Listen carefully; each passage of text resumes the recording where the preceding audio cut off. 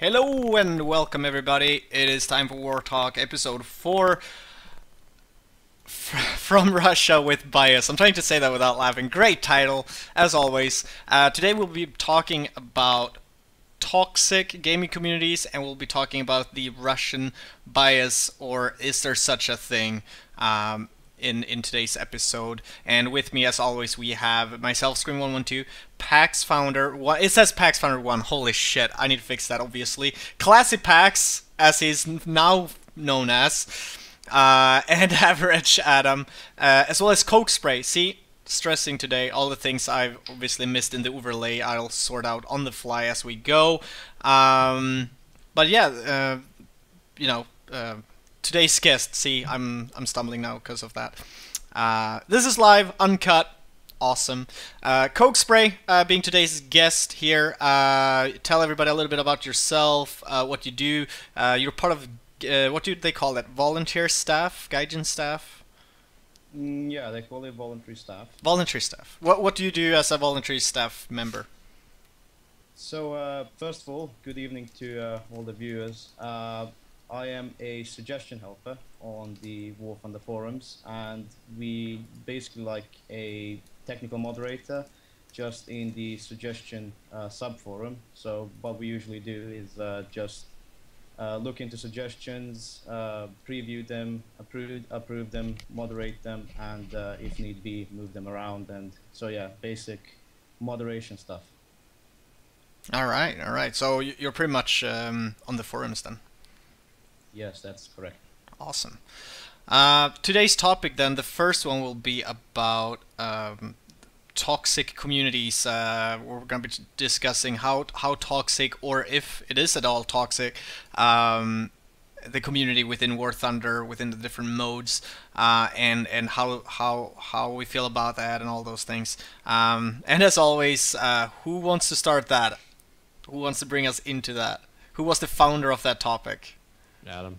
It was me. So, I have no idea how I'm going to start this one, but because there's just so many different elements to it. You know, you can't just say like, is a community toxic? Because then you got to really wonder, like, why are they toxic? Like, there are so many different elements, such as in War Thunder we have 3 different game modes. We have arcade, realistic, and simulator. Like, how well do they get on with each other? Like, do they play nice with each other?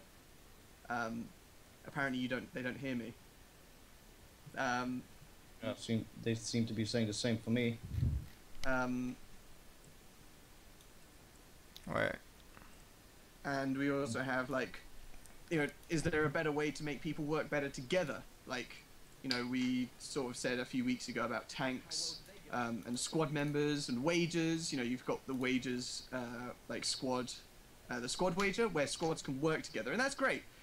But that doesn't really help all the other people. That's only people that you're friends with, or that you're in a small community with. Like, if you could then spread that out to everybody, like in tanks particularly, when you're repairing, you can only see your friends repairing. Like, you can't see your entire team repairing. I mean, I don't know if there is a way of doing that, but I really do feel like, if they added a way of everybody being able to see each other and rewarding people, coming up and helping each other, you'd help team play. Like, then it would stop everybody in arcade particularly who just kind of drive past everyone. Like, you see people just stuck in middle of roads having no idea what's going on, and then all of a sudden somebody will just drive past, and you'll be like, well, are they just stopped there? Are they just AFK? Are they repairing? You have no idea why they're there. But if they're in the middle of the road, you're going to get frustrated because they're blocking your path, and you want to get from A to B as quickly as possible. You're maybe trying to push the line, you're trying to get an objective, and that dude is just stuck there in the middle of the road. You have no idea why. And if you hit him or nudge him, he might be aiming for a shot. You've nudged him, and now he's going to get upset at you because you've nudged him. You might say, most tanks have 50 cows, or, 7.7s that do pretty much no damage to a tank. You might, like, tap him with 50 cows. He might get upset because he's wondered why you've shot him, and he might shoot back. But there's no way of you telling without, asking. But then that kind of, like, especially if you're a PlayStation player, you can't really type quickly. Like, you have to bring up this entire box and then try and type with, bloody gamepad, and that's about as much fun as it sounds. So that you don't really want to be doing that, and it's just finding good ways of helping people, being able to communicate without having to ask for it. Like you might be able to say, "I'm repairing," but that doesn't really give as big of a message as the massive spanner in the sky for the when you're in your squad. And I mean, and then that kind of like, if you're driving past somebody and you nudge them, kind of moves into then team killing. And I mean, you don't want, I mean, the punishment for team killing, especially in arcade, what is it for a simulator? Is it just 1 or 2? If somebody team kills somebody, is it 2? I mean, that's quite a lot of people. Like, how many people do you get in a game? Like, it doesn't happen as much because of the amount that you end up paying for a team kill. In sim mode, it's daunting. It's daunting. It's 40,000, something like that, even higher. So all the profit from that game you could potentially earn just goes into team killing. Yeah, penalty. Into one team kill. See, I completely destroy a round. I think in arcade you could just like team kill left, right. The thing and with center. arcade is that there's no major risk. You have multiple spawns, and the damage is minuscule in the sense of where you do it by accident. Oh well, no harm, no foul. I can respawn again. You know what I mean? Like, no, I know. It's as you go up the factoid of where you have less vehicles you take to the game, and the higher RP gains and line gains you are taking in. Obviously, when you do the negative on those higher ones, it has to counterbalance it, rightfully so.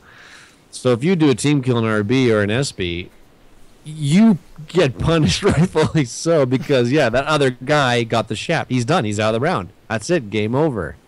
So rightfully, it does require a bit of a penalty, and only 2 to get kicked. But that's an obvious, and especially in RB and SB, if you get 2 team kills, obviously the first one's okay, fool me once, and then the second one's all right, bye.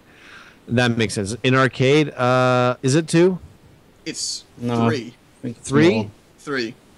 You think that's right? Think that's a good number for arcade? I don't know. No. I feel like it should be 2 because again, fool me once, shame on you. Fool me twice, you're at the game. Now, it's a bit of a weird one with that because in the tank variants of arcade, you only get 3 tanks. Well, in airplane, you get as many as you damn well put your money into. Yes. You can have a huge line of planes. You could have, what is it, up to 9 crew slots? Yeah, so that kind of changes the dynamic a little bit. Like, it's a lot. And I mean, How many free? 4, right? 4 free.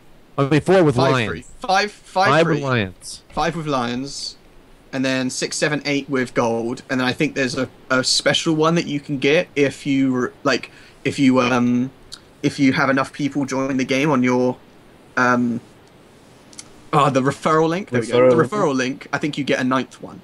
So I think that might be the only way you can get a 9th one. And I don't know like how it works on which one it puts it on, if it puts it on all of them. But I know you get this mystical 9th crew slot. So yeah, you could essentially wipe, if that person had 9, you could essentially wipe a third of somebody's planes.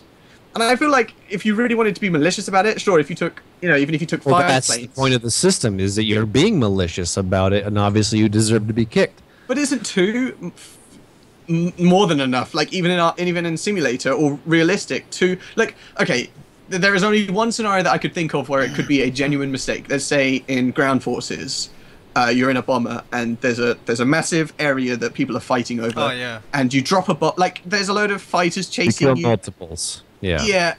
And you just drop bombs. There's a delay on the bombs, so they might bounce in odd ways, which they sometimes I even do that. Like if I see like, oh, there's like 4 enemy tanks there in the middle of that fight, there's an ally, right? I'll be like, dude, you gotta be sacrificed for the greater good here. We're gonna take 4 of them and 1 of us. So good trade. Like I'll even be doing like it happens that I risk my ally in that way. Right.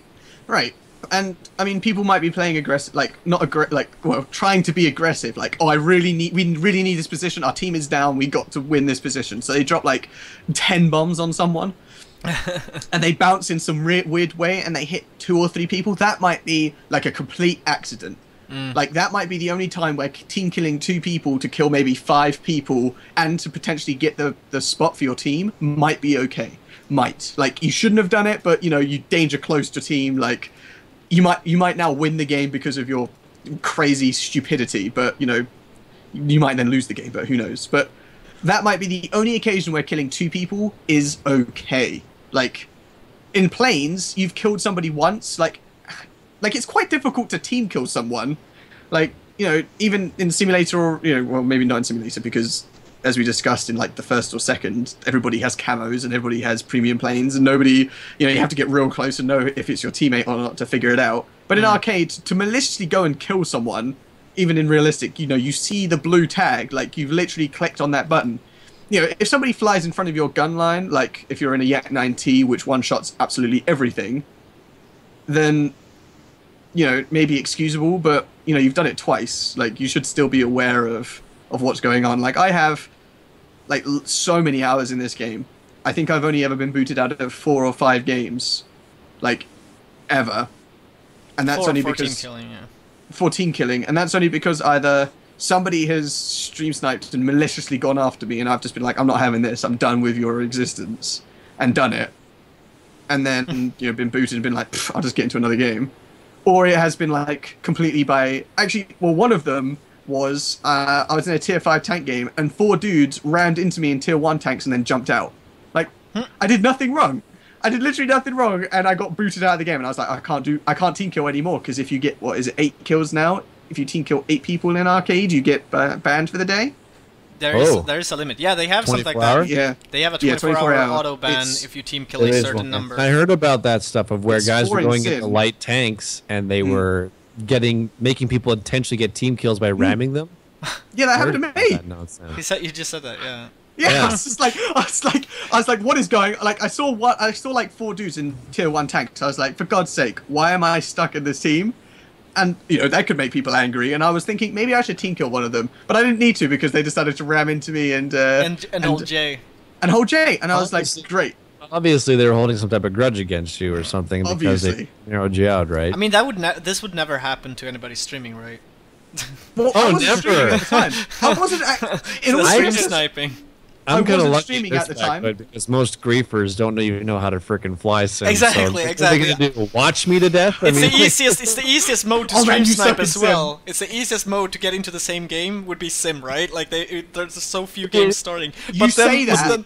Never get in the air. Yeah, I say that. You say how easy it is to get into the same game as someone. I may or may not have tried it. I'm talking about sim. I'm talking about sim. Honestly, no, seriously. It was 4 o'clock in the morning. I was like, I'm just gonna get on Pax's team just so I could win 1 game of sim because I've never won a game of sim. But he carried like 4 dudes. Like him and his squad got like 6 kills each, and the other team had got nothing and literally did nothing. And I was like, I'm gonna try and go on the same team as him. No, it didn't work. I tried 3 times. I couldn't do it.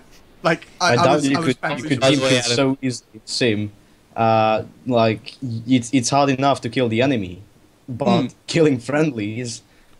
Like you need quite some skill in sim to even kill your friendlies, let alone the enemy. And it's a small community. They'll hone you out, and they will put you in a corner and be like, ignore this guy at all times.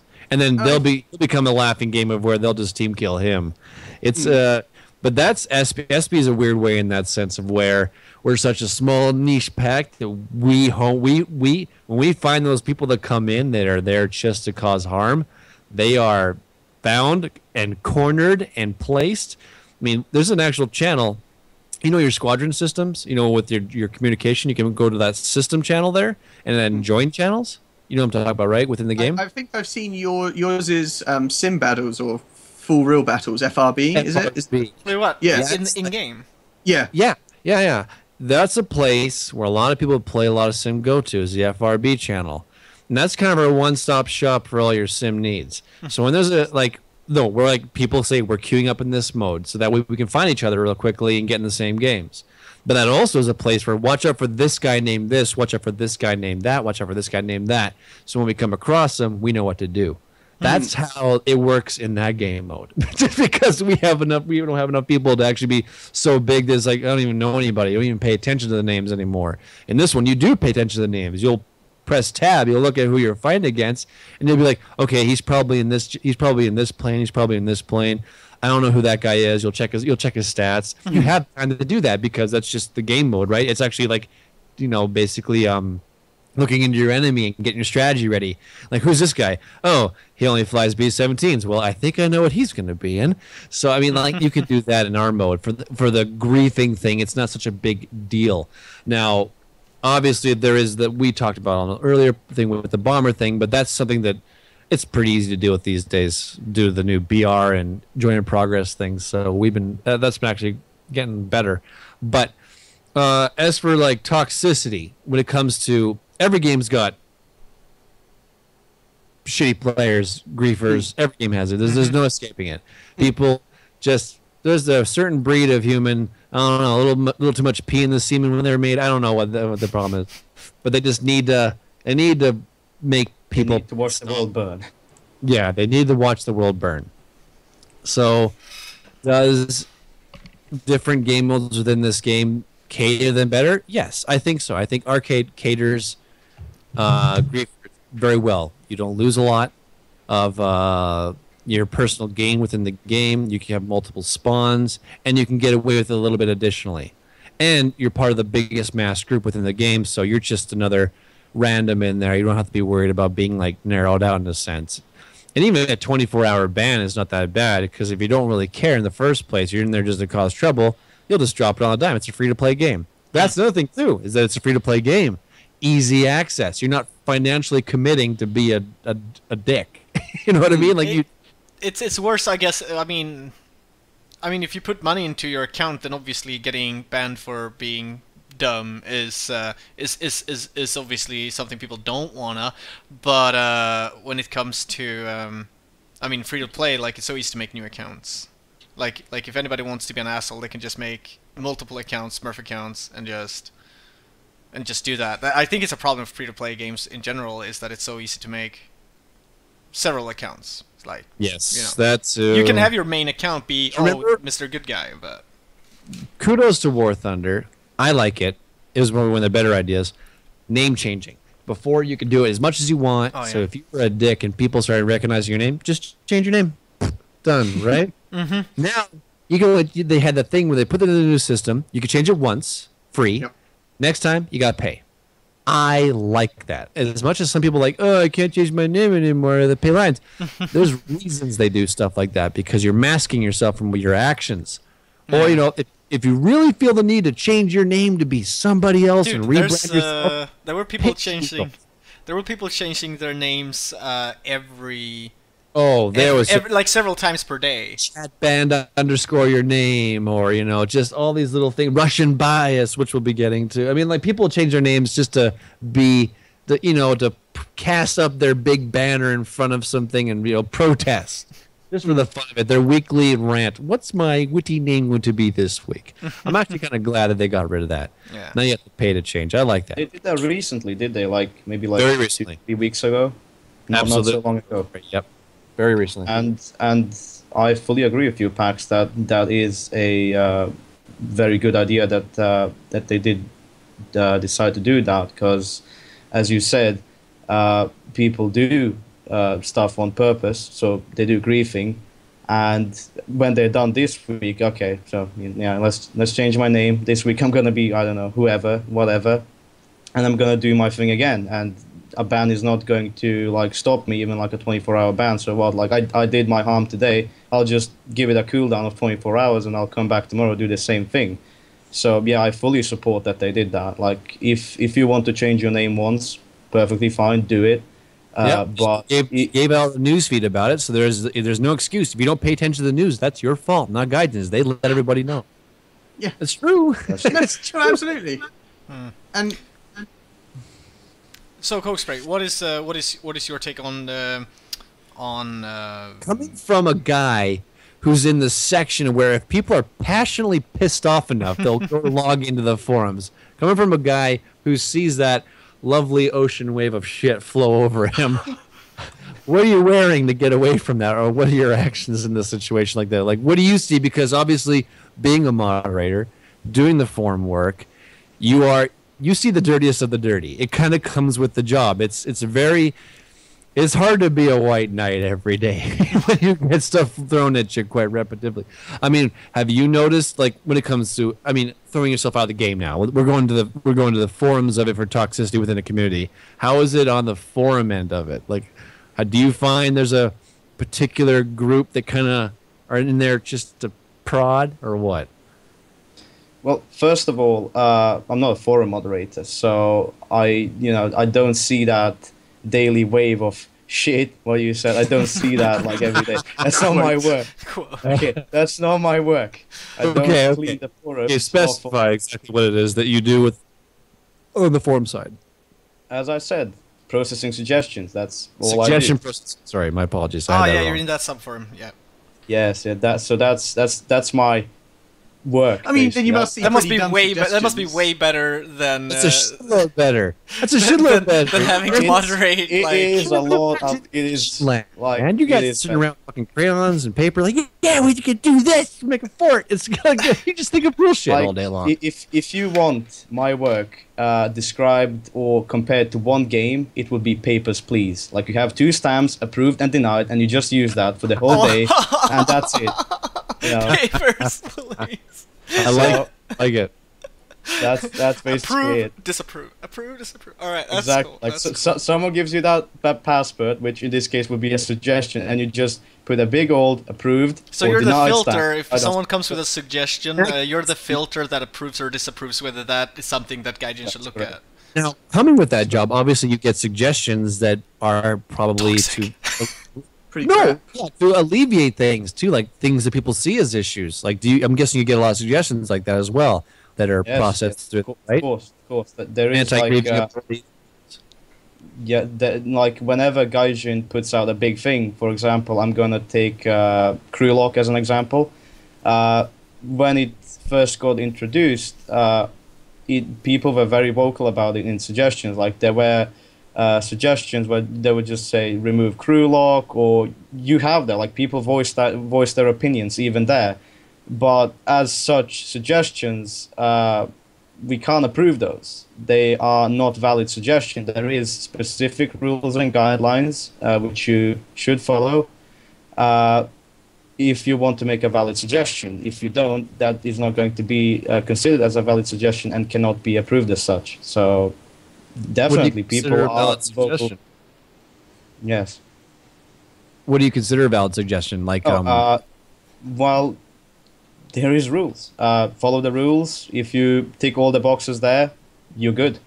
Then that's a valid suggestion. Like, for example, have a relevant title, have some pictures if you're suggesting a vehicle, have some background information on more or less explain why it's a good idea, and try to find any corners that are like missed. Like, this could potentially do this, so that's why we do this type of thing, right? Just basically cover every angle of it. But obviously, with the suggestion thing, you get a lot of suggestions that are just basically an articulated form of just saying, I really hate this, get rid of it, basically. Just basically, it's a way to get out the aggression. You probably get a few suggestions like that, I'm guessing, right? Just, I don't like bombers, nerf them. That's like that's your suggestion, just nerf bombers. Well, what do you mean by nerf bombers? Nerf them! There is those suggestions come in and out on a daily basis. Like, you can't get away from them. Like, they're just constantly there every day. Constructive feedback. Constructive feedback. Yes, absolutely. So yeah, repairing teammates, things to basically make the community work together. Holding hands, kumbaya, and shit, rainbows and sunshine. Obviously, every game has that. But when it comes to like things to do that could potentially, I mean, this is perfect for you, Coke, but you probably heard suggestions for stuff like this. Repairing team-based points compared to individuality-based points. Things that you are going to excel better by helping your people on your team comparative to you focusing on nothing but yourself and just grinding out and getting massive kills. So instead of like things like that, basically that are promoted to, I'm going to more focus on my team instead of the enemy team. What are your thoughts on that? You ever had any suggestions to come to your desk and be like, hey, that's actually pretty cool. Just you need to maybe articulate it more. Or like, do you have anything that ever like, maybe you even have some ideas? I mean, obviously you're in the brain pot of it all, so you probably hear some good ideas and you have just some of your own. Well, first of all, that would be a perfect world if everyone would focus more on their team instead of the enemy team.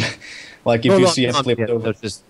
Just saying, basically, just things, ideas that would make it so you personally would think would make a little bit more of a kumbaya type of event. Well, I would consider how would we put it?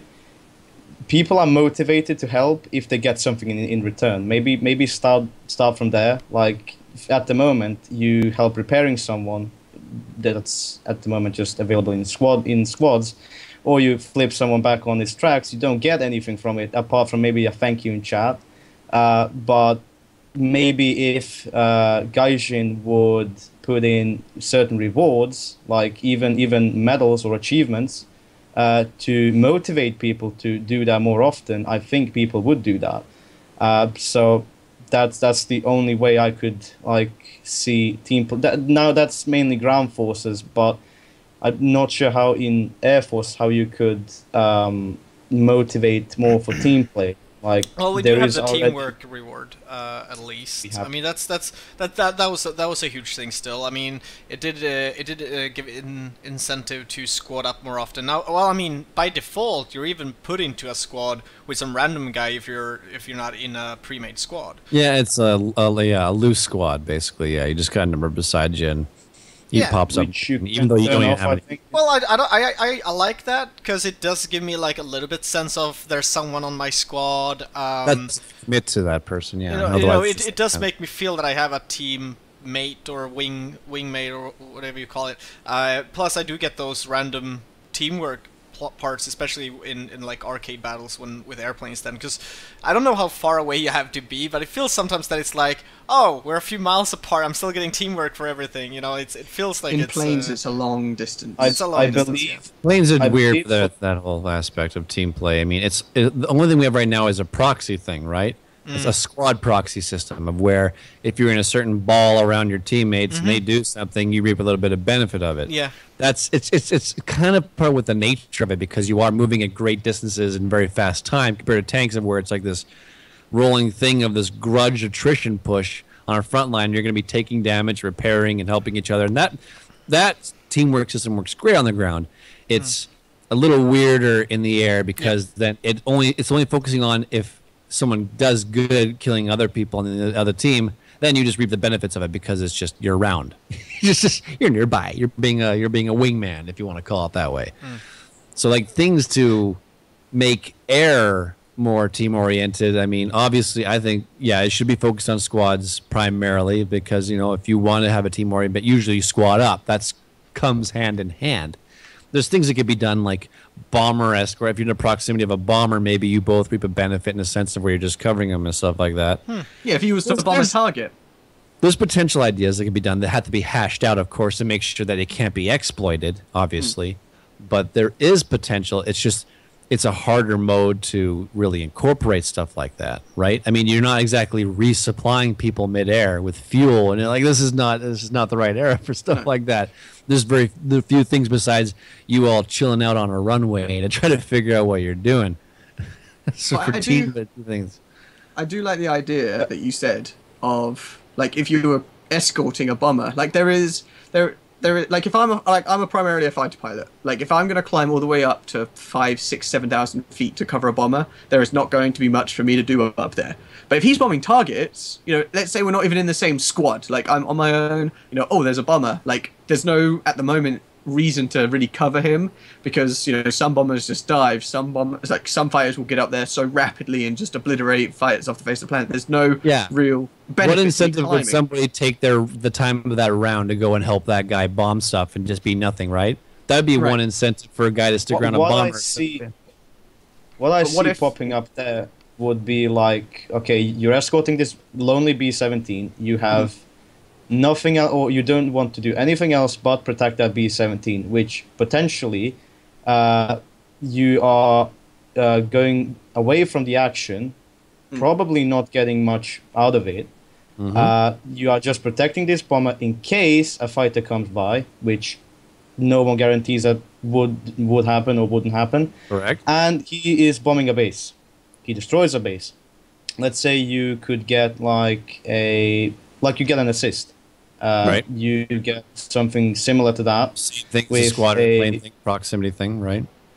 Exactly, yeah. And you would get a certain part of it, like a certain cut of whatever RP and credits he earned towards you, because you dedicate time and effort in protecting him, making sure he's okay, while sacrificing your potential rewards that you could reap during the battle, like which you probably wouldn't get if no fighter comes around. But even then, you're not guaranteed that you alone can defend that B-17, especially if more fighters come around and they destroy you first and then the bomber. So that's what I think would be a good idea.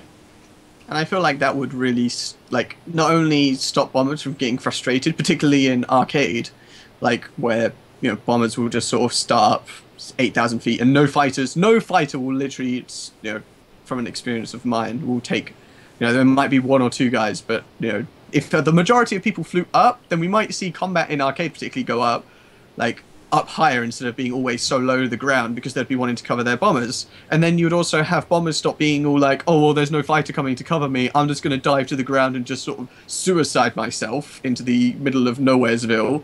Like, you would sort of have people actually attempting to fly, like, people would go up, cover the bomber. Oh, I can get assist for it. It is a weird for it. dynamic in the game now with the bombers, just particularly, especially in arcade. I mean, like, Yeah. you got to do it if you love it. And obviously, Right. there could be times of where, yeah, you're getting kind of honed out because you are the big juicy target, right? Right, and nobody's So obviously, going to protect you. Obviously, if you can convince people that it's a worthy investment to come and help out a bomber, Yeah. I'd like to see that. I think And that'd be a nice plus for Air. Yeah, because again, it would stop people from complaining. Like, I mean, I think I've even seen on the forums in some places, even particularly on streams, where people are like, "Oh man, like I hate it," and in game, like, "Oh man, why does nobody ever cover the bomber? Like, why is nobody covering me? Can somebody climb up and help?" Like, it's very rare that I see some guy. Well, it's boring, and you're not getting a lot for it, Right, obviously, like- right? So if you can get a lot for it, then maybe you'll overlook the boring part of it.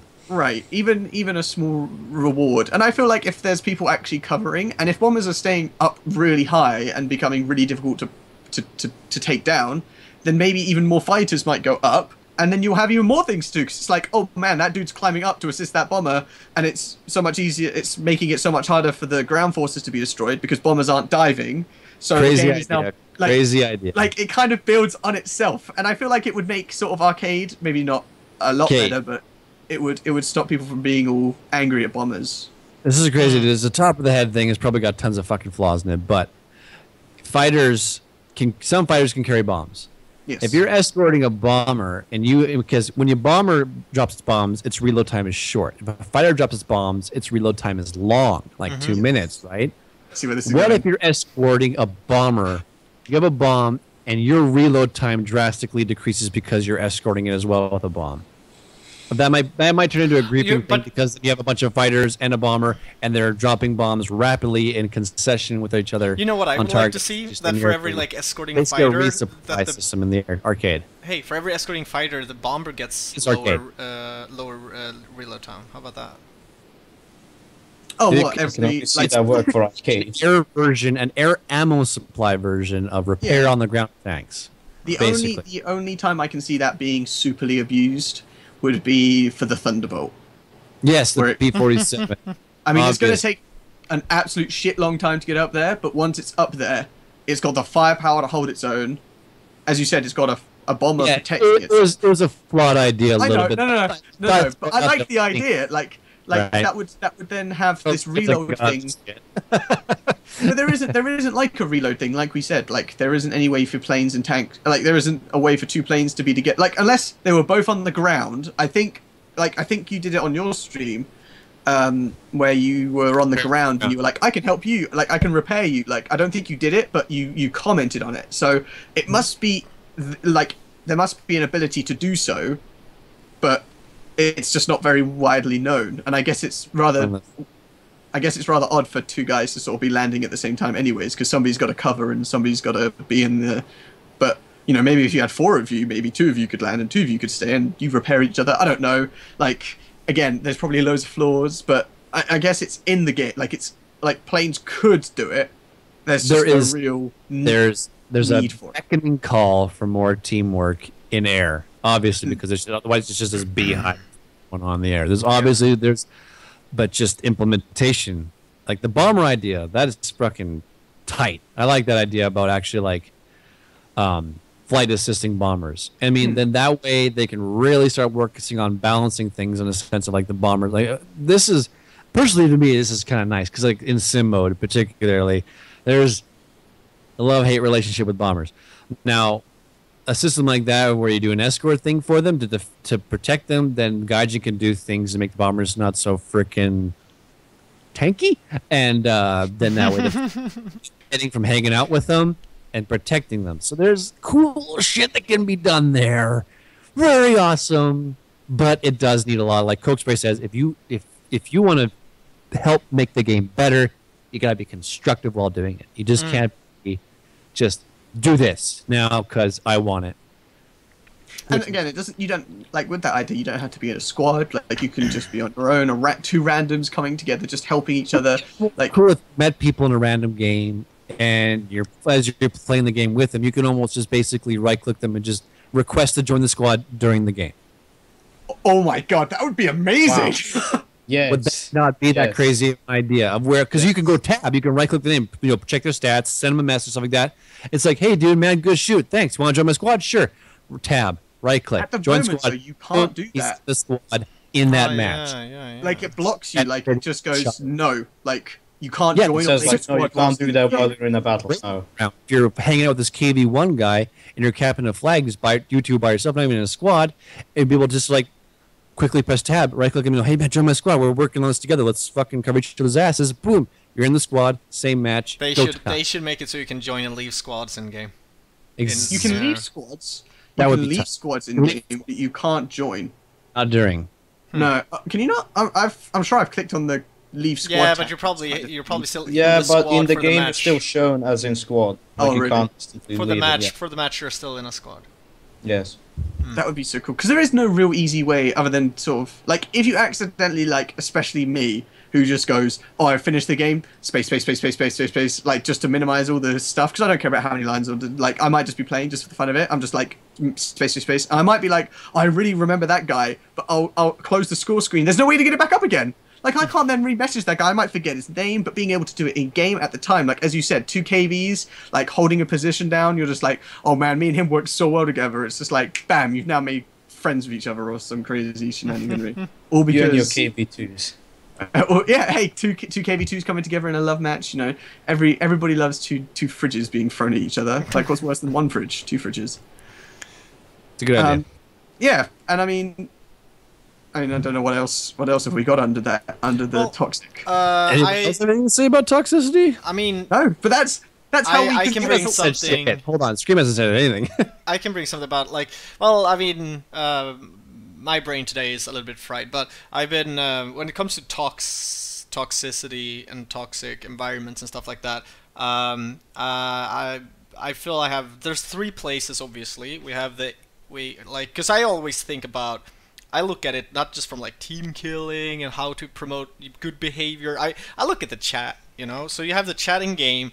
I'm one of the players that actually rarely look at the thing because I'm always on a VoIP with people squatting up anyway. So I probably don't see as much bad attitude or good attitude in the chat, but definitely in some cases you'll see people in the in-game chat saying some horrible things, and when I do report them, and I hope they do get chat banned.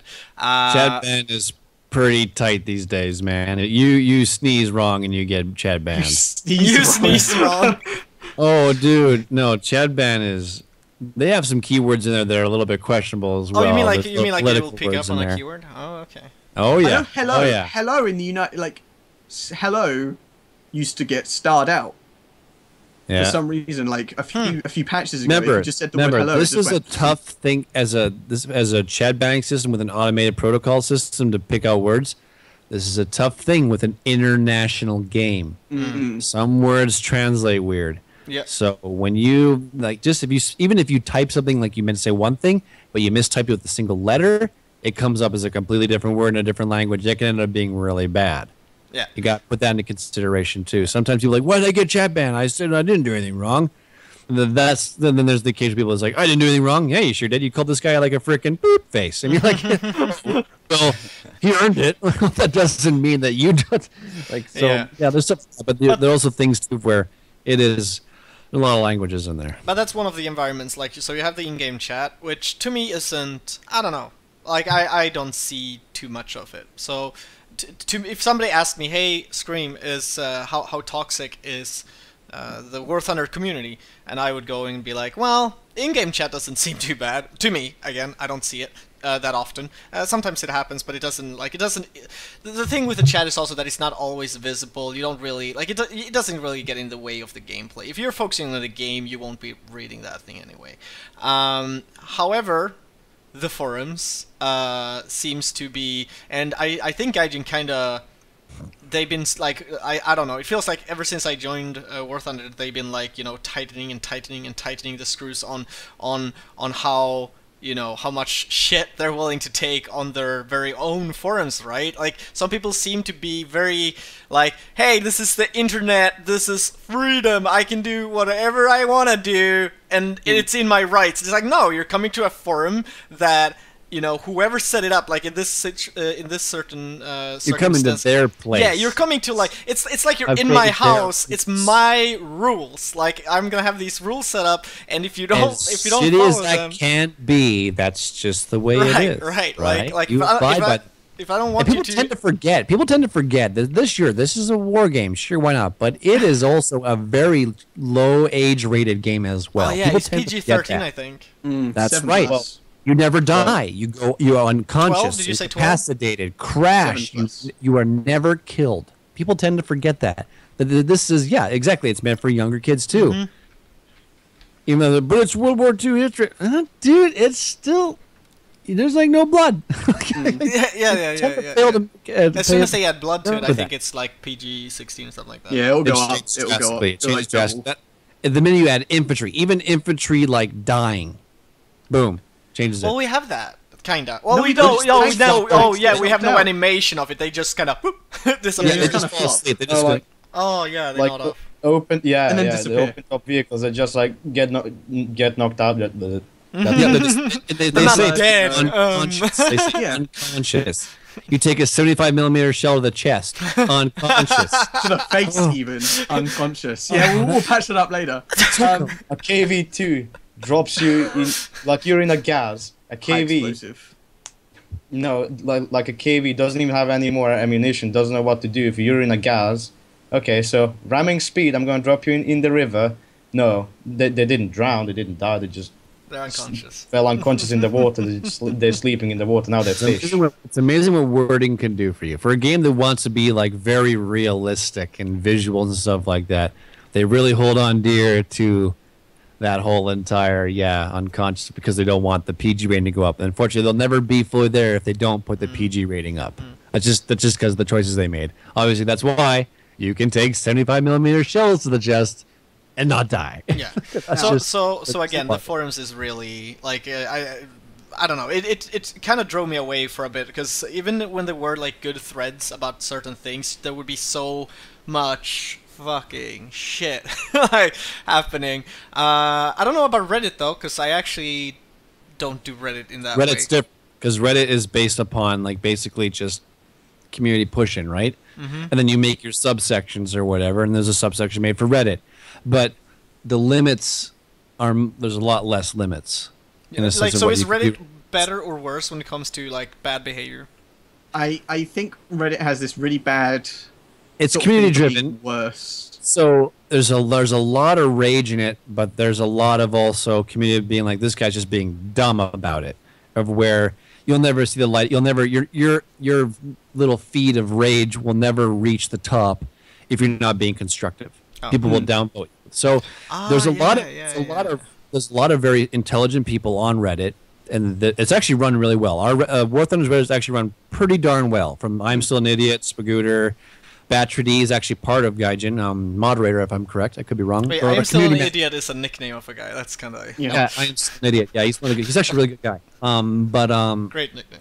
it's because of Reddit's nature, it's very self-correcting through the community itself, of where if you don't like it, someone's opinion with it, you can downvote if you want, but it'll depend on what that person's saying or posting or doing. Will depend on its popularity within the section, comparative to the forums, of where your popularity will be based upon more variances of things, of where if you have a constructive topic, that's one. And as long as it abides the rules of the forums, that's two. It's in the proper section, that's three. So, I mean, like, there's more to it in that sense. But remember, it's like we said before, you're coming to their house. You're coming to the games forums, listening by their rules. While Reddit is more like, this is Reddit, don't be a dick, have fun. Yeah, That's right? pretty much it in a nutshell, basically. So, yeah, when it comes like the differences, it's just one's fueled by the game, one's fueled by the community. I kept the best for last though. Facebook. Here's where I gotta think about how I go about this.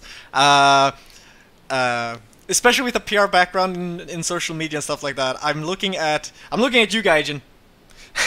You need to pay someone to sort your freaking Facebook. But anyway, so their Facebook page, which has over 400,000 likes now, right? Like they can post anything. Like they'll be like, "Hey, new British airplane coming here, right?" And you'll have posts like, "The weather sucks, fuck you! Oh, you motherfucker!" Like it will be murder threats. It will be like there has been actual murder threats on people. Like it's like.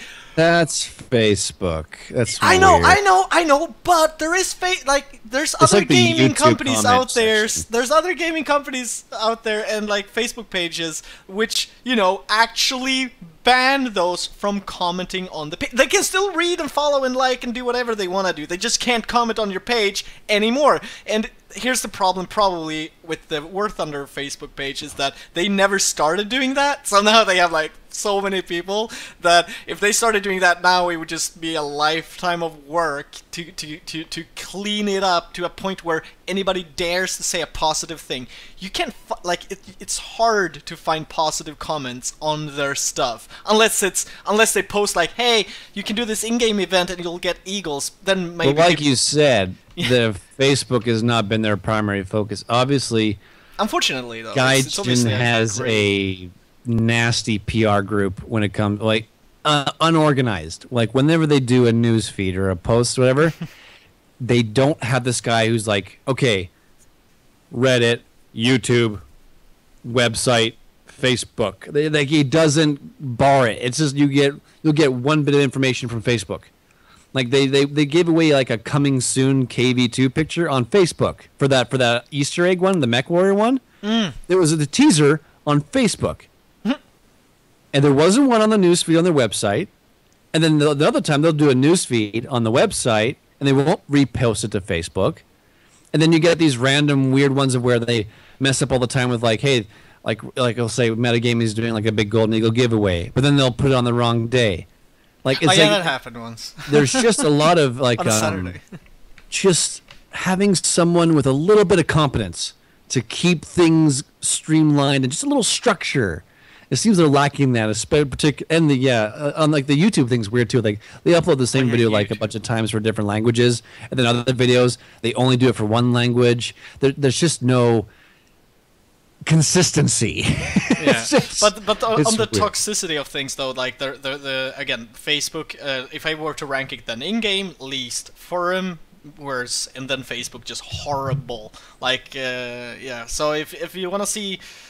Yeah, if you wanna get like toxic levels, because the comments on their posts, obviously, again being Facebook, but will have nothing to do with the post. It will be anything complaining about, and the next topic we're gonna get into after the break will be whether there is or is not Russian bias. But you'll see a lot of that there. It'll be like the hate is so strong. Like you'll feel bad just clicking on any post there which has like, I don't know, let's say 50 comments. If you just slightly go through them, you'll just have a much worse day. Like your day will be worse because you read it. Like it's horrible. It's so bad. Like I try and stay away from it. Like I know they post and promote the Metagamingtv Golden Eagle Sundays on there, and I'm scared of looking at. I want to look at those comments, but I'm always scared. I'm so scared. It's like, and then most of them have nothing. Like, I'm like, is there any comment about our event? Maybe there's some constructive feedback. Maybe someone is saying something important.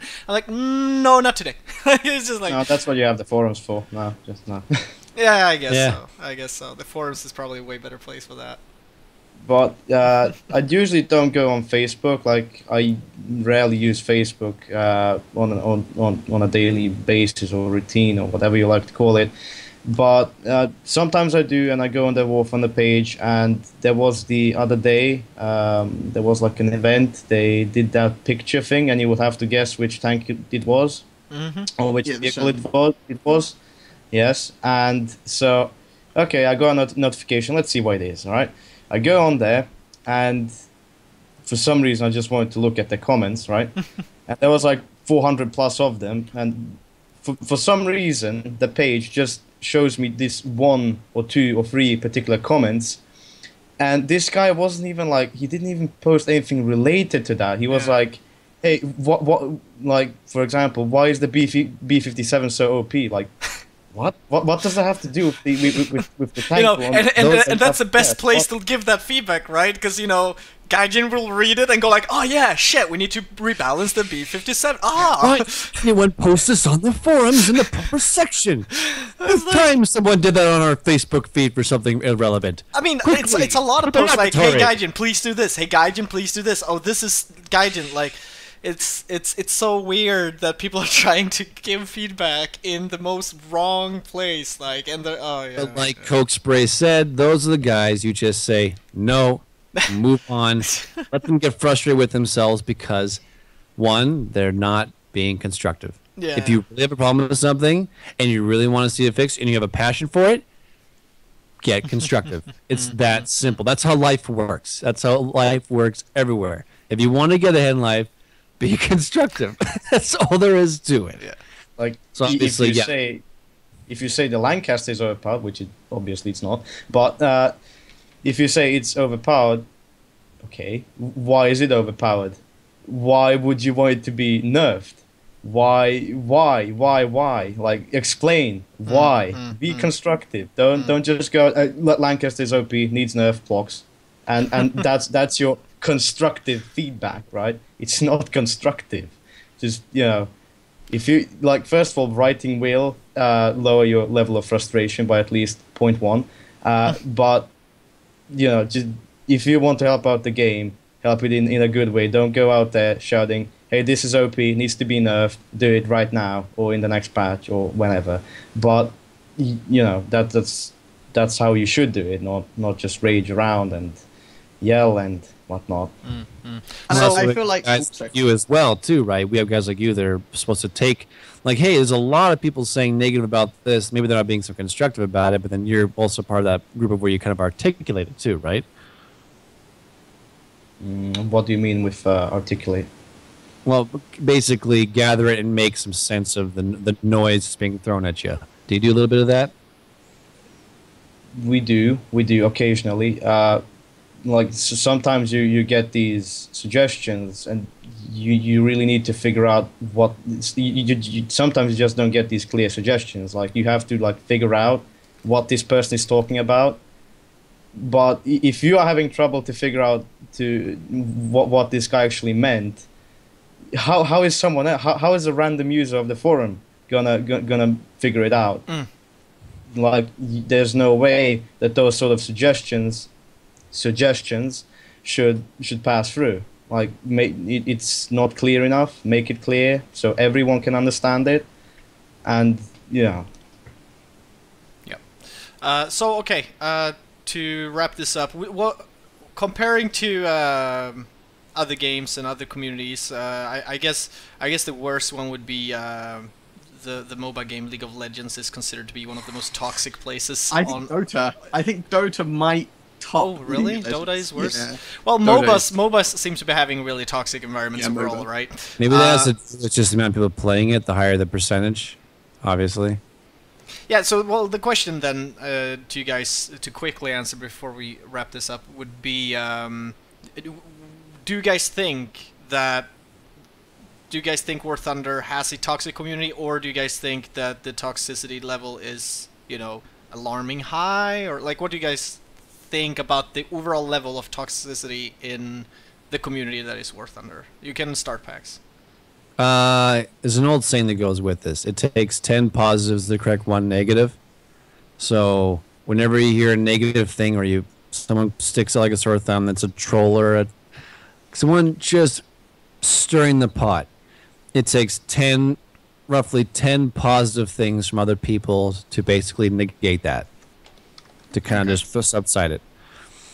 At the end of the day, War Thunder, for player base / toxicity, griefers, trollers, what have you, we're actually quite low, in my personal opinion. It's been probably one of the friendliest game environments I've ever been in, ever. Even in arcade, I mean, in arcade, there's things that happen. You get team kill, whatever. Like, you know, you get the follow train on one dude, and you get shot from someone behind because he's trying to kill the guy. Sometimes you get a sorry, sometimes you don't. Whatever. But when it comes to like just leaving War Thunder for a day and going into a different game, and hearing the crap that happens in some other games, like just across the all chat, spend a day in Counter-Strike, or any shooter for that matter. You tell me how you're going to feel after when you're, how many 15-year-olds have, you know, been in bed with your mom. So on the whole, I think this game is great. It lacks a major amount of them. I think, yeah, there's not a whole lot. I think we're doing just fine. All right. And Adam? I mean, seeing as though I play a lot of arcade, I mean, it can be, you know, if you're reading the chat quite a lot, like, a lot of people can get angry at other people, and team killing can happen. But I don't, you know, seeing as though they've got the kind of instant banning and booting of people, that if, you know, they're team killing or something, I think it's a lot better than that of League of Legends, because League of Legends, I sometimes feel like the report system just, a lot of people feel like the report system in that game just doesn't really do anything. But I feel like this instant ban, even if you didn't do anything wrong, instantly makes you think about the consequences. So while it might not be, you know, perfect, like there's always going to be people who are upset, I feel like it is most definitely on the right lines of making it a lot better. All right. And CokeSpray, what do you think? Well, I could agree with Pax that this is probably the #1 game I have ever played, and in terms of toxic levels, it's just like very low, next to none. There is some, but it's usually, as Adam mentioned, connected to kill steals, team kills, stuff like that. And then you get these occasional people which disagree with everything Gaijin does in this game. Like they put in a new tree on one map, and they're like, no, it's not, it shouldn't be there. Remove now. And every game they go on that map, they will be vocal about it, and they will be like, no, I don't want to play on this map just because that one tree is there. But that happens really, like, next to never. But also that might be a vocal minority then. Exactly, a vocal minority. And personally, I play a lot of RB, and you don't get a lot of toxicity in RB. Whenever for example, I join an RB game, people won't usually just be toxic to you. In the worst case, there will be no chatting at all. But sometimes you get these really good teams which do want to communicate with you and just go for the better, and just help you out and communicate so you can win the game. So, but that's going on to another topic. But yeah, I would just say that toxic levels in this game are really low.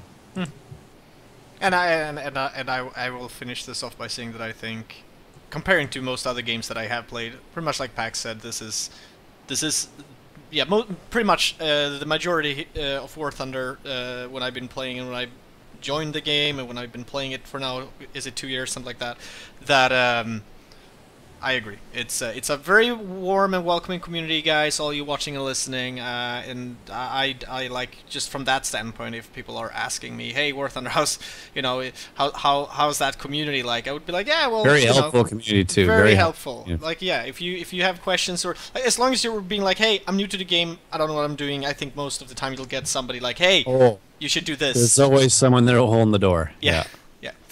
Alrighty then, that's that. We're gonna have a short little break, guys. After we come back from that, there's gonna be Jingles Watch, as well as we're gonna be talking about whether or not there is any type of Russian bias in this game, which is definitely gonna be interesting. Bias would be Nerf blocks. Nerf blocks.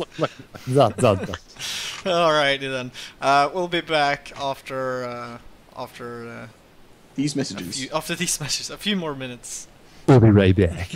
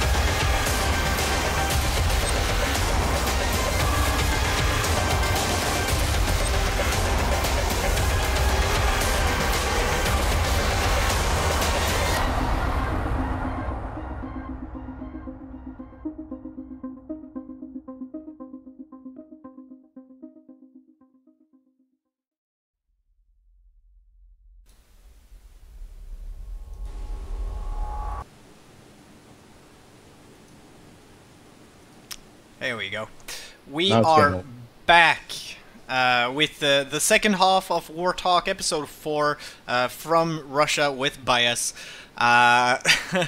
We're gonna do our weekly thing here. We've been receiving some awesome footage here for the Jingles Watch, and today this one comes from, I think it was Buttfisk who sent in this amazing footage that he found, which seems to be confirmed as genuine. What do we see here, Pax? It looks really cold. It looks really cold, though. It's no big deal. He's got his German uniform on. He's just fine. They were well Or is it prepared. the one you used on Tank Fest? Yeah.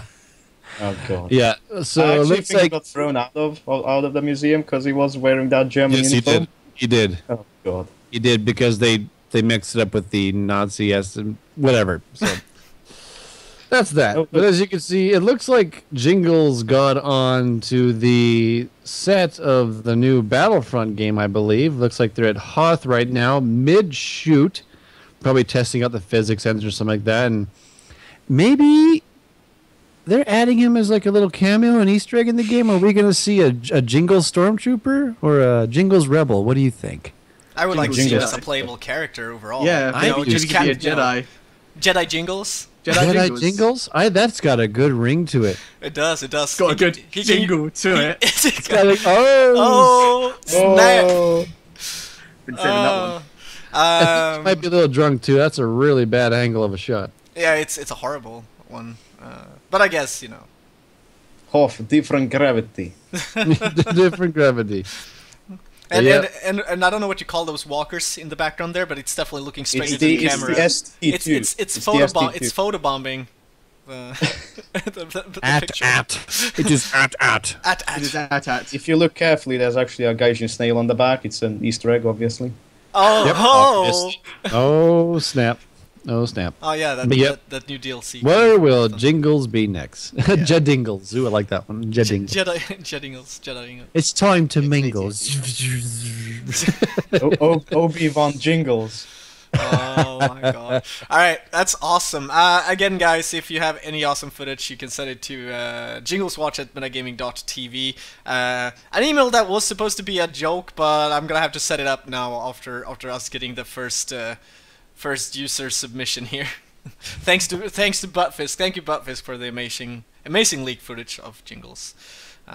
Alright, and we're back here, and so the next topic then, guys, the second topic here is Russian bias. Is that a thing? Is that something we have? What do you guys think? I guess Adam started before. Let's give it over to Pax here to introduce this. Give it to Coke. Or give it to Coke, who hasn't been warmed up or prepared at all. Nope. Coke, what do you say though? Okay, Coke, bring us into this. What do you think? Is there Russian bias in this game? What's your opinion on that? When you see people say, "Oh, there's Russian bias because developers Russian." Russian bias, a topic you could talk on for as long as the game will We have an hour. live on. We have an hour. We have 1 hour. Good. And go. Well, as a player, as a realistic player, I would say that I don't think that there is Russian bias in this game. And from my personal experience, like I don't find it hard to kill Russian planes, and I don't find that they're easy mode in this game. Like actually, that sometimes I've played Russian planes, and I find it harder to play them than other nations. Like I don't know, I'll take Germany as an example. That's my main nation, my favorite nation, and but yeah, I generally don't think that that's a thing in the game. I just think it's an excuse for people that are really bad, and yeah, that's my point of view on it. Now, yeah, I'm kind of with you on that, CokeSpray. Obviously, if there's a particular plane or tank that may be performing a little bit better than one's expectations in any other nation, does that make it British bias, American bias, German bias? No, they're not a British developer, so they can't Exactly. be. So, but if it's in the Russian nation, obviously, we got a triangle going on here. Russian bias. With an eye. Now, the Russian planes in arcade, because of the lighter flight models of where they're more kind of just easier flight models in a sense. The big benefit of them is obviously nose cannons, because you're just lasering from the center core. And a lot of Russian planes are nose-mounted cannons. It does feel really good in arcade, in the sense of where they perform well because just the nature of where they put the armament compared to like wing-loaded cannonry, obviously.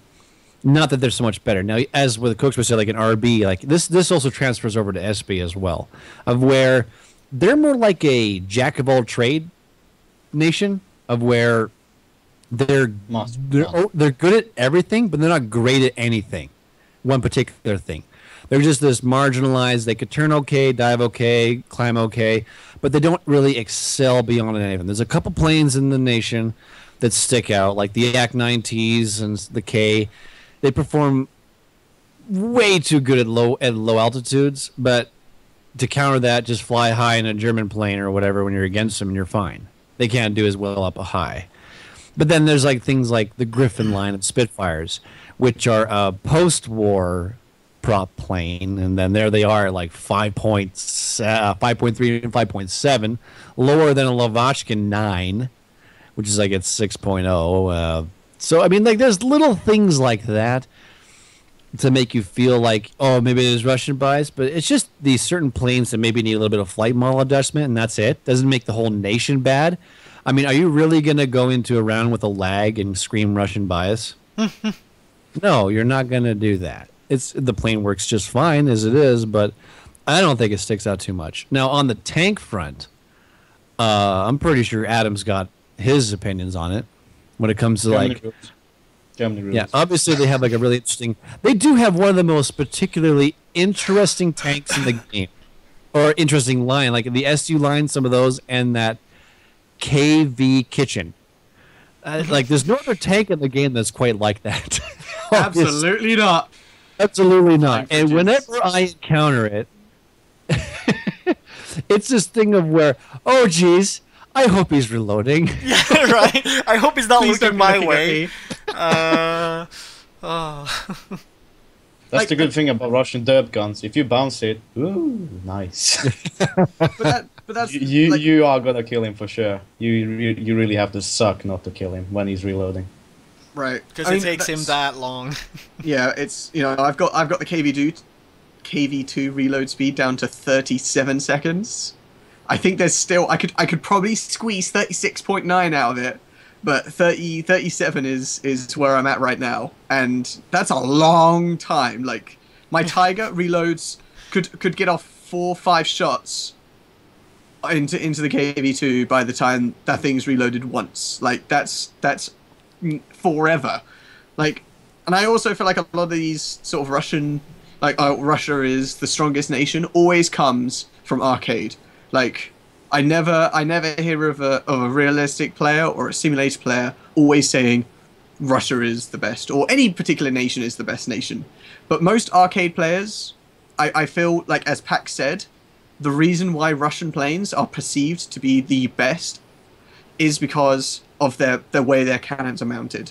Like, they are nose mounted. They are the easiest sort of aim because they don't really have any kind of convergence. Like, you don't need to worry about, oh, my plane is too far back or too far forward. It's just, do I have him in my sights? Yes. Can I fire my fridge at him? Yes. Bam. Like, he's now out of the air. Like you can't also say that a 47, or what is it on a Yak 9K, a 45 and a 37 isn't going to kill someone. Like, that thing is huge. Like, yeah. Now, yeah. Firing 3 kilos worth of stuff into a plane, like, that's like, if you gave that to the American nation, which has 3 of these things. In arcade it's a little weird because you have the automatic reload systems, and it's got a high fire rate. Yes. It's got a high fire rate. Now, in sim mode, you only have that certain amount of ammo, but guns like don't matter as much. Flight models matter a lot more in RB and SP.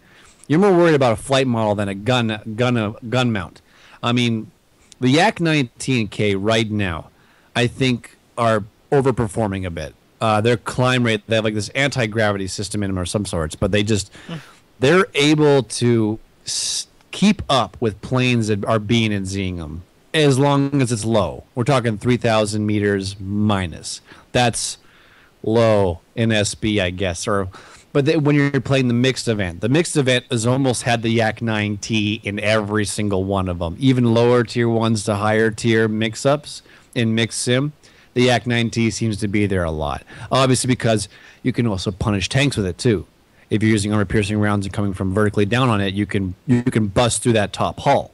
It's just light armored. So there is balancing things. But that's one plane. That's one plane in this huge list of planes in Russia. I mean, if you're playing RB and SB with a Chaika, there's only one way you're going to do good. And that's if you can somehow convince them to turn fight you. And not boom and zoom you. It's a tough fight in those planes. They have some cool and interesting tactics and different unique planes, but so do other nations. Another good example of a relatively fast plane with a low BR and a heavy mounted nose gun? Oh, I don't know, maybe the 262 A1U4 Narwhal. It goes against props. It's got a 50 millimeter nose mounted cannon, and it's a jet. And it is freaking amazingly fun in RB and SB. I mean, I go into a game, I go against B-17s and B-29s, and I can slug them out of the sky because they're a massive target. I can shoot down P-80s and deflection shots and pick on Bearcats who don't know how to conserve energy. Does that make Germany as a whole OP because a certain plane is kind of a lowish BR and doing pretty good because, well, obviously you're sacrificing an ammo load for a single big man cannon. Does that mean we punish the whole nation? No. It means we have a little bit of balancing to do. That's all that means. It just means we have to do a bit of fixing. And like I said before, like with Russia, they don't. And also, sorry, I forgot to mention this. When we were talking about the historical thing, in order to make Russia even like competitive, we had to like make a 2-year gap in the BR. Like the planes that are versing your tier came out years later in order just to make him competent within the match. Russia needed a major boost in order to even be competitive in the game for BR rating compared to historical choices. Otherwise, you got Eshaks going against G Series 109s. That's not fun. That's not fun. They had to do some major changes in order to make it so that it was more balanced. Obviously, it's a tune in progress. I mean, because these things didn't really meet up too well, and it goes across certain nations, and you are battling nations that maybe you never did face in the war. I don't know how many times Russia and Japan duked it out late war. I think probably not much at all. But there's things like that to consider too, and just the difference of flight models and flight styles. Like Japan, heavy turners, kind of dopey cannons. They light on fire quick. That's Japan. Awesome. Germany, lots of freaking guns spread across the whole damn plane. Keep it fast. You're having a good time. America, not big guns, but you got a lot of freaking ammo. You got 50s. They light shit on fire. And you got some pretty kick-ass planes that maneuver decently, right? All around. And they take a good shit kicking. They take a really good shit kicking. Russia, you're made of wood. You're not very fast. You're okay. You're medium on the speed. You're medium on the turn. You're medium on the dive. You're medium on the climb. You're just jack of all trade nation, basically. Besides your couple of weird planes like, the Eshaks and Chaikas and a couple other weird ones like the bombers are an interesting breed in Russia. You don't really ever feel, until you get into like the Urs, the 20s and the butts, you don't really feel very strong. But as for like when it comes to like, what's that? The IL-4 best bomber. IL-28 is questionable. I'll give you that. The IL-28. I like. Keeping in mind though that you are not made of just wood. It's Stalin wood, strong wood. Yeah, which was actually a thing. That wasn't actually made up. I don't know how many people know this, but Stalin wood was actually a thing back in Soviet Russia. Plywood was called Stalin wood because it was in abundance. You could find it anywhere. You could just produce it in such high numbers, and they made everything. I'm surprised they didn't even make tanks out of Stalin wood. Like seriously, plywood tanks. Come on, it would be a thing. So it was plywood. It was plywood. I wouldn't doubt it. Yeah, there's only one Yak in this series that actually was made with aluminum covering. Was I was that the actually Yak 9P? Yak 9 UT or U? Yeah, one, the last one. UT, one, yes, two, yeah. yes. Every other plane in that game, every other Yak series, wood, lots and lots of wood.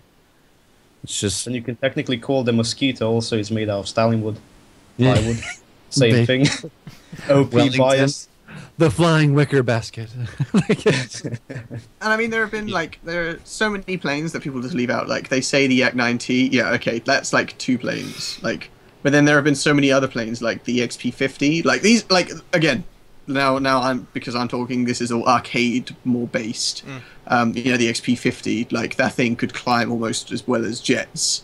The Bowfighter, like, that thing was tearing through arcade games like nobody's business. I think another one was the C Meteor. That thing was causing people some problems because that thing was just ridiculously good. But nobody, as you said, nobody ever mentions those planes as, or those nations being unfairly treated. Nobody says, oh man, these things are so crazy good, like we should totally nerf the entire nation. Nobody blames like British bias or German bias, but it just seems because obviously the developers are Russian, it instantly goes Because people can use their brain for like a second and put their plane that made me mad Russian. Their make game Russia. yep, The- like 2 brain cells. Like, slamming together. typical fallacy thinking, right? A, B equal magnet equal my bad. Like, no, it's always more complicated than that. But obviously, yeah, there is things that could be tweaked up. And arcade reasons, I mean, obviously they do perform quite well due to their nature. Like, how would you even entertain the idea of making it more fair? Talking arcade. I mean, what would you do? for the Yak 9T and K, the only, like, again, Gaijin say that they don't want to nerf or won't change anything with flight models or flight statistics. So if that plane went 315 miles per hour, or I'm going to use miles per hour, I'm sorry, but 350 miles per hour, that plane is going to go 350 miles per hour. If that thing had a max height of 4,000 meters, it would have a max height of 4,000 meters. Like, they don't want to edit those stats. So the only plausible way would be then to move the BR of the plane.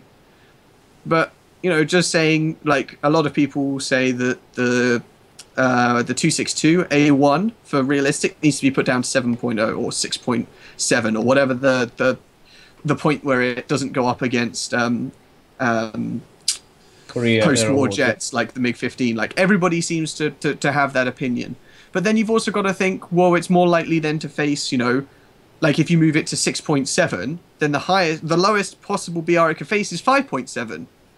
And I mean, that makes huge implications then, because now you've said, well, there's quite a few planes that I don't think could even keep up with it at 5.7. You know, some British Spitfires and some... Most things wouldn't, because you have the Narwhal, which is essentially an A1 ME262, just with edited cannon armament. It doesn't have 430s, it has 150, and actually has better flight characteristics in terms of climb rate and turn time, and maybe even a bit of max speed. That nothing at its tier or at its battle rating or at its matchmaking can catch it. Like, if it's facing props, nothing. Like, the best way to take out Narwhal, if you're in a prop, hope he goes head on.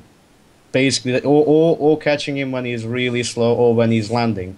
Other than that, no way. You can't outclimb him, you can't outrun him, you can't do anything about him because he has the superior technology on his side. He's faster. He doesn't use your propeller. He uses a jet engine. So just saying moving the BR, And like even for the Yak. this is coming from a thing of where you have planes in there that are designed for a purpose, which are not being used for that purpose. Those things with those big cannons are meant to take out ground targets. But here we are flying around shooting bombers planes. down with it. I mean, right? Like, there's that to consider in too. I mean, like, they're adding them because they existed, or at least kind of existed, mouse. But I mean, like, so they add that, but you're using it for different reasons, obviously, right? This is now So I mean, like, yeah, like what CokeSpray was saying, you feel like you're being overpowered in a sense because they can outdo you pretty much everything with it, but they have this one big gun. How do you counter that? Well, obviously, do something that's going to put you in the advantageous position. Obviously, he has to get you in that very small frame with his bullets while you can spray. So try to figure out what you can do to make that situation benefit you more. And But still, there's nothing better when one's showing a B-17 from like a kilometer and something. Like best feeling ever. If you're using the plane to its intended purpose and you're doing very good at it. Yeah. Like, I mean, another thing, like while we're talking about also arcade and balancing, I mean, you could say you could increase the reload speed so that way it wasn't just ridiculously throwing out fridges every 20 seconds. Like, I think I've got the reload speed of the Yak 9T to like 20 something seconds. Like, that is stupidly fast. Like, rate of fire, very instances quick. of jams, you know, how fast it overheats. I mean, you are throwing out pretty big shells. I mean, yeah. there's I mean, little, we're talking arcade here, right? So it's Right, a absolutely. lighter, yeah. And I feel like that's sort of where the stigma really kind of sticks the most, though. Like, is arcade. Like, you know, whenever anybody says anything about Russia, they instantly go Yak 19K. Like, it's like this flagship. But that's only because that's only like 2 planes. Like, you could easily say that about like the FW 109 F4. Like, we spoke about it, like A4, sorry. Like, we spoke about it on like one of the first few episodes. Like, the BR went up from like 4 point something to 5 point something. And that's because it has like 420 strapped to the face of it. Like, and we're talking about isn't arcade. that like 6.0 at arcade? The A5U2 with the with A5 gun is, pods? but the A4, the one with the gun pods, the A5U2 is like 6.0. Like, that thing is all the way up there. But that thing has like 620s.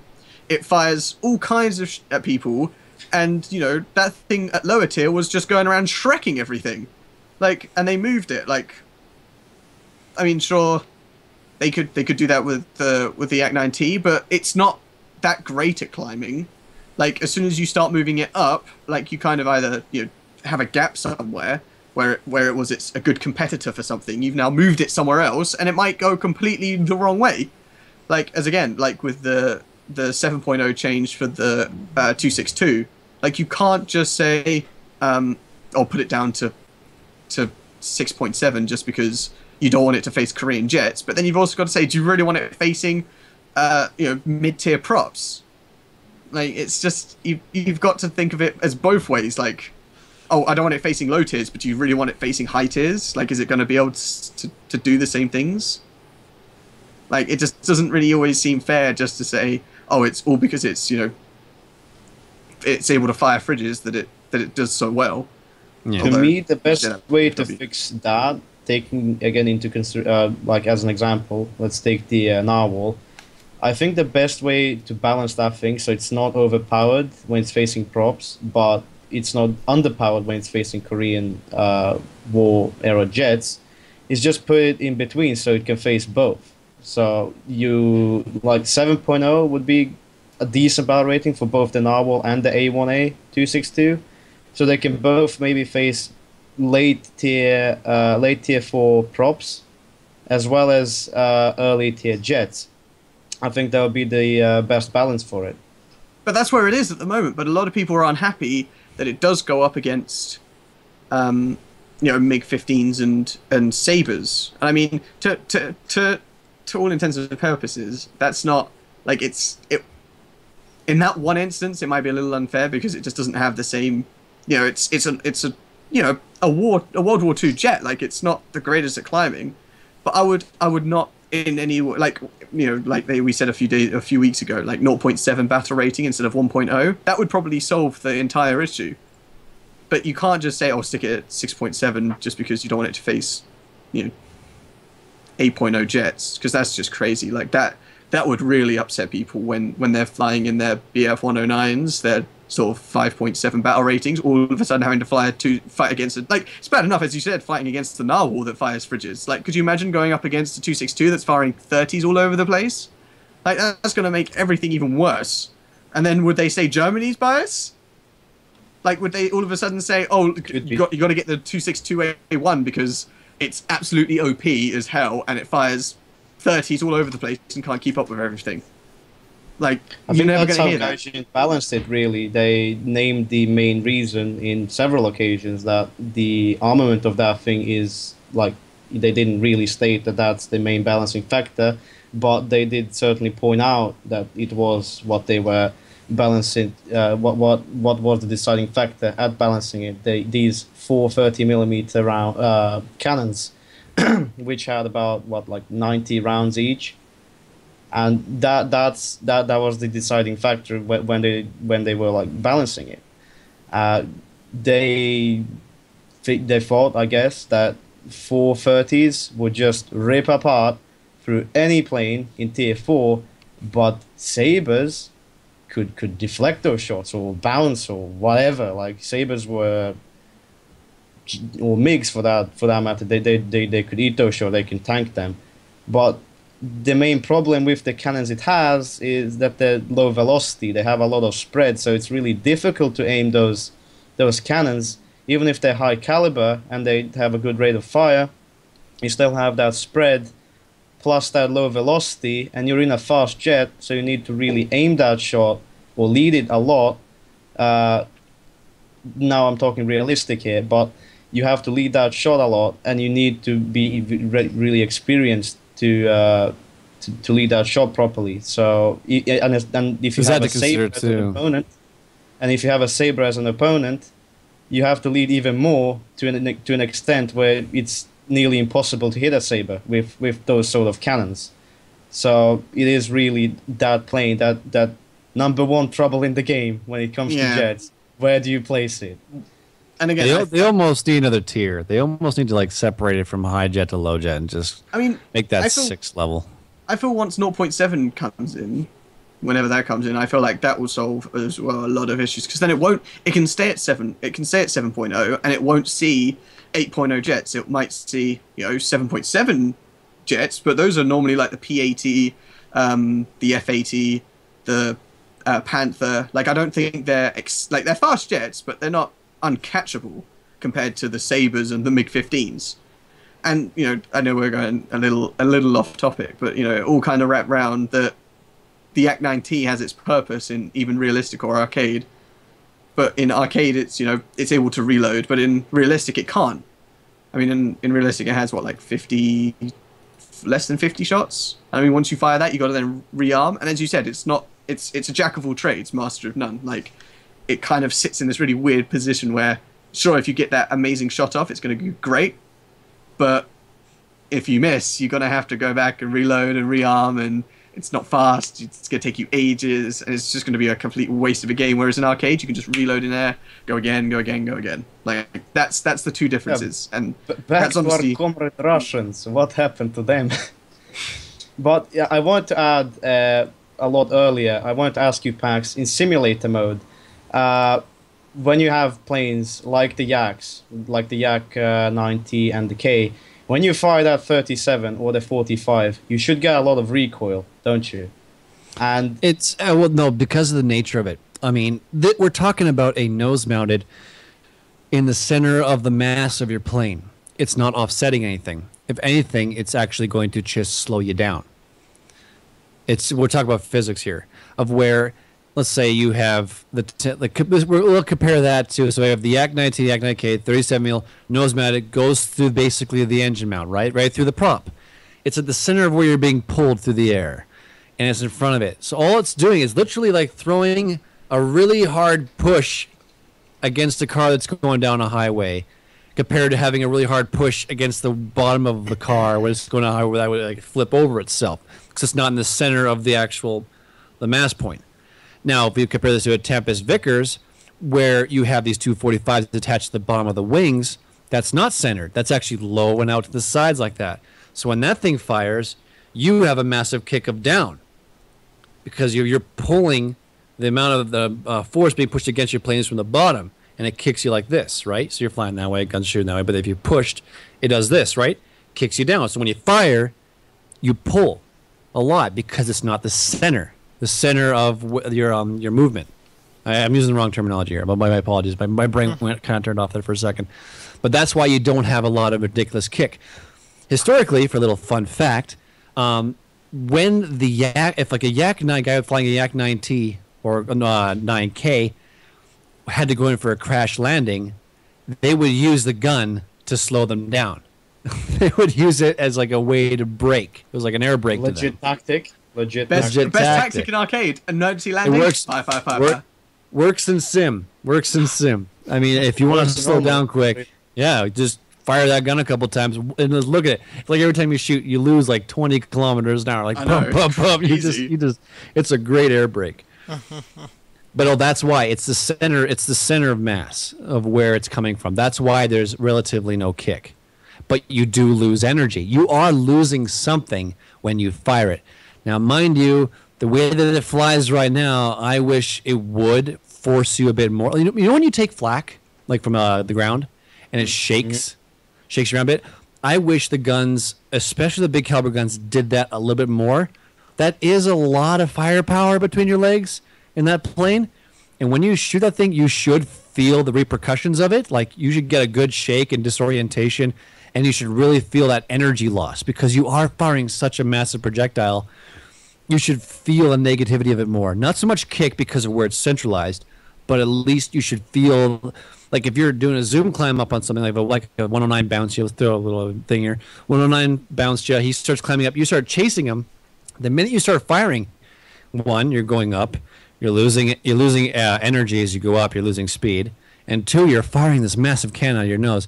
You should feel that. You should feel you only have like a couple shots to get it right before you're going so slow that you're stalling, right? There's a little bit of balancing they could do there for sure. But yeah, for kick, no, just because of where the gun is, it just wouldn't make a whole mess of sense. All right. Back to the Russians, like the nation as in biased.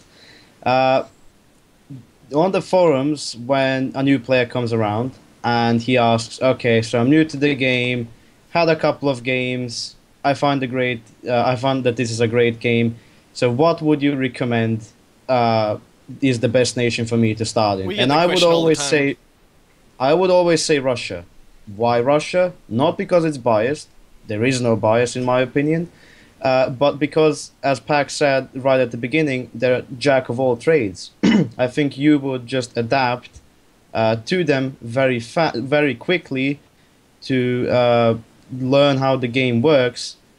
So it leaves a lot of space for you to maneuver and see what you're good at, see what lies, see what fits your play style. Because the Russians really offer like you every nation has their their strength, like their signature play style. Yeah, and even tier wise too. Like Russia has a great start game in War Thunder in general. Like right off the bat, going right up to tier 2, you have some really good planes. I mean, they duel it out pretty good at those tiers. Their mid game's a little weird, and their late game is kind of compared to other nations, anyways. And then other nations like Germany, for example, their end game, their like tier 4 game is impeccably awesome, right?